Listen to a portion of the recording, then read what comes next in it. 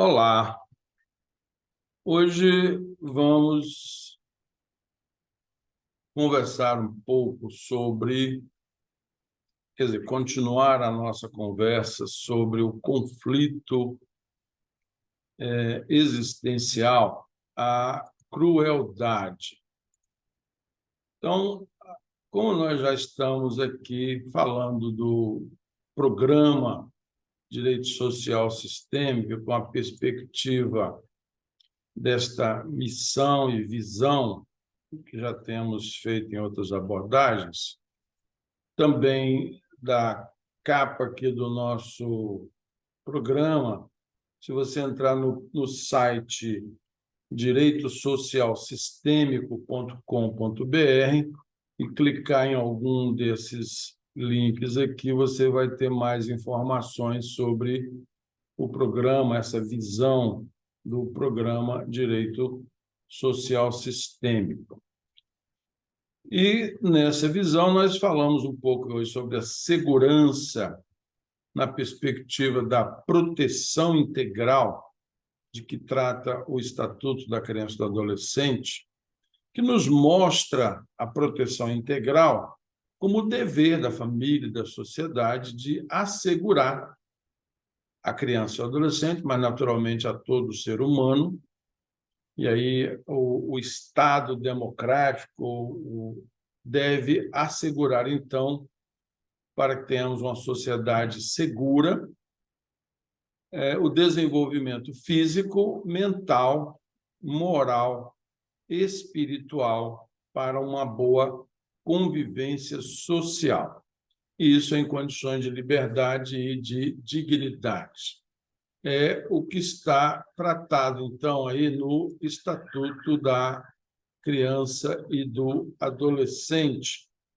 Mas nós vimos que o Cícero, Marco Túlio Cícero, aliás, antes compreendemos que o Estatuto, então, apresenta o ser humano com essas dimensões. Somos seres, então, multidimensionais, pluriexistenciais, se a gente observar o aspecto, a vida física e a vida espiritual. E que somos socialmente interdependentes.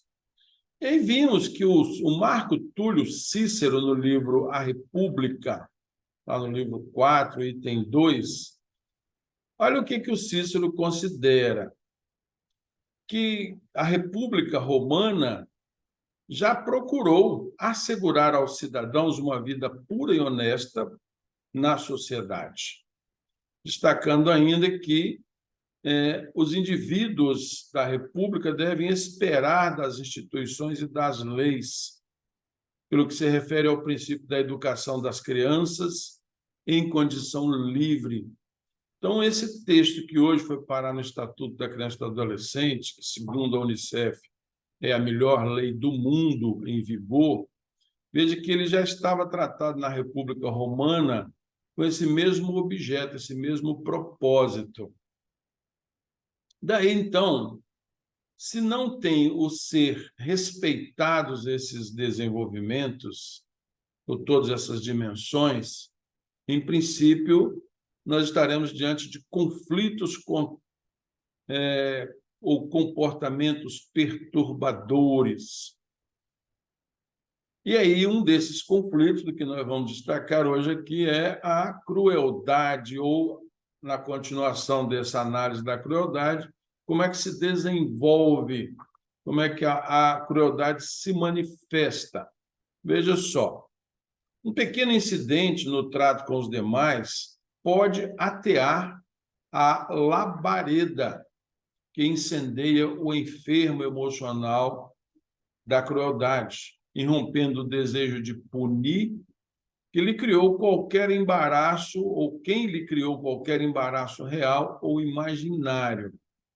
Então, se a gente começa a observar aqui com mais atenção, quando nós temos uma dificuldade em aceitar o não, já podemos estar alimentando alguns resquícios aí, alguns rudimentos de crueldade. Então, o ouvir o não, o aceitar já é um bom início de eu me enxergar melhor. Nós vamos ver ainda aqui que a autora espiritual desta obra, Conflitos Existenciais, nos esclarece assim. A pessoa cruel, então, consegue dissimular o impulso infeliz que planeja, não poucas vezes com riqueza de detalhes, e a melhor maneira de infligir-lhe sofrimentos, experimentando bem-estar antecipado, ante a perspectiva do êxito que o transforma num sádico, uma pessoa sadista, aquele que sente prazer no sofrimento alheio. Então, naturalmente, essa conduta cruel teve manifestações na infância.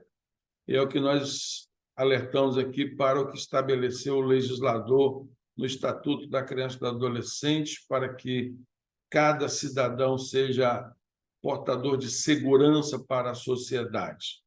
Porque se ele teve essas manifestações cruéis na infância, foi vítima da crueldade principalmente, o risco de ele se tornar uma pessoa cruel é muito grande. E veja que o Cícero, 60 anos antes de Cristo, já tinha feito essa mesma previsão, o que também foi inspirado lá em Sócrates e Platão, que também cuidava desses cuidados, principalmente o Sócrates, os cuidados que ele tinha com a adolescência. Então, essa manifestação, quando culminou padecimentos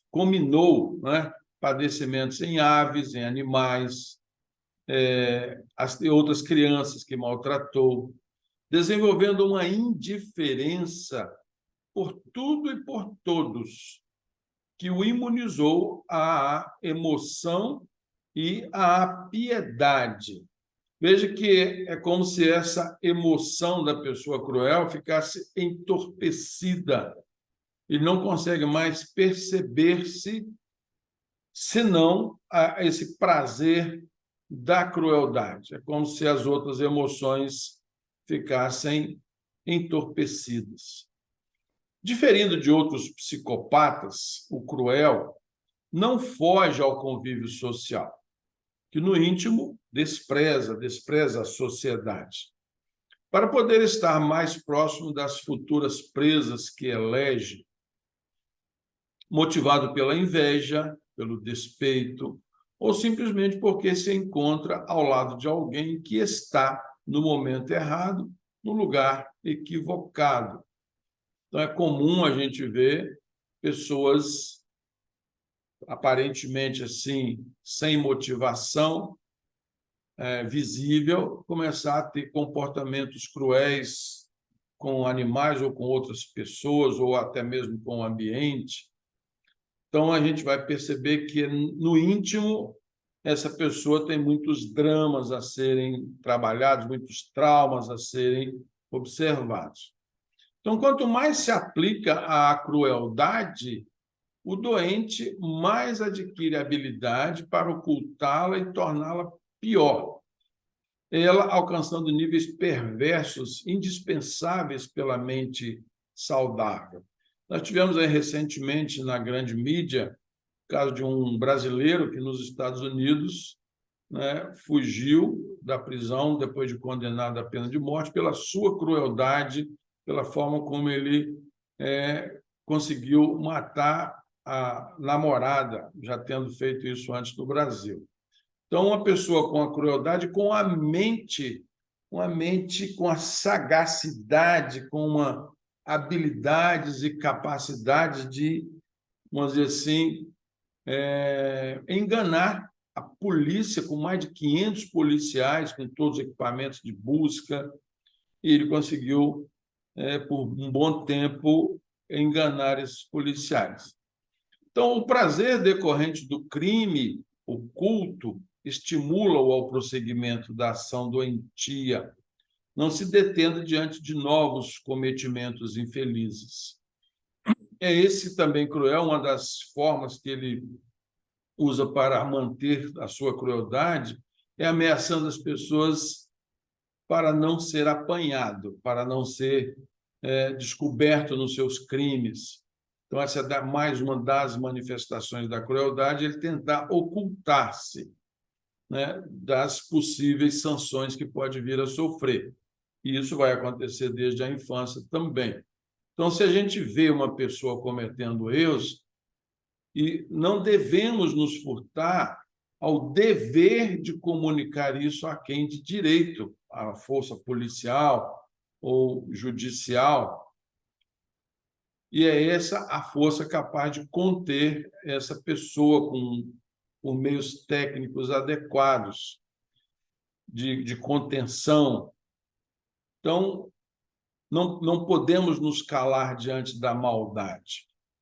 Portador de vida interior muito ativa em face da conduta que se permite, a pessoa cruel é sagaz e rápido no raciocínio, escamoteando a verdade e comprazendo-se em iludir até tombar nas armadilhas que programa para os demais. Então, veja que, em algum momento, ele pode vir a cair nas suas próprias armadilhas. E isso, se denunciado, como a gente tem visto aí, facilita. A pessoa cruel não experimenta qualquer arrependimento pelos atos praticados. Aqui nós demos um destaque especial para o arrependimento, que o arrependimento é o primeiro passo para a pessoa conseguir enxergar os seus erros.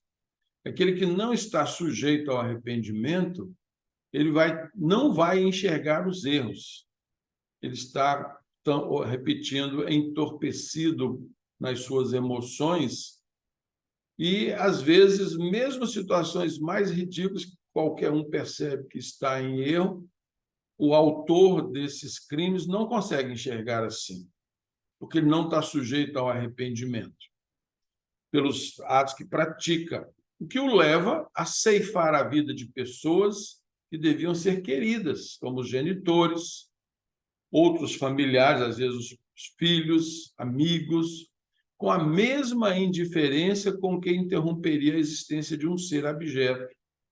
Aí vão os cônjuges, temos outra vez aí o feminicídio, por exemplo, que se agiganta na nossa sociedade e que precisa de contenção.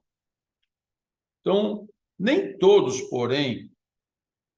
as pessoas cruéis são induzidos ao homicídio, podendo permanecer na periferia de práticas hediondas, maltratando de maneiras outras aqueles que se lhes acercam, mediante indiferença real ou bem trabalhada, desdenhando dos valores morais e sociais que dignificam a humanidade, fazendo-se hábeis na arte de ironizar e mentir, colocando-se acima do bem e do mal, como se fossem inatingíveis no ignóbil procedimento a que se entregam.